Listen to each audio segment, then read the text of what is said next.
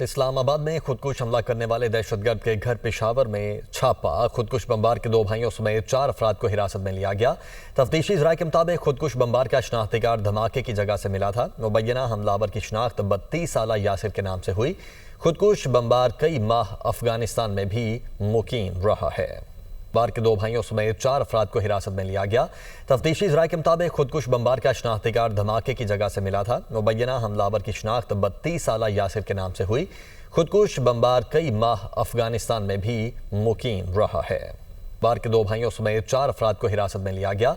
तफ्तीशी ज़राए के मुताबिक खुदकुश बमबार का शनाख्ती कार्ड धमाके की जगह से मिला था। मुबैना हमलावर की शनाख्त 32 साला यासिर के नाम से हुई।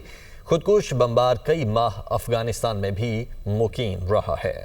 बार के 2 भाइयों समेत 4 अफराद को हिरासत में लिया गया।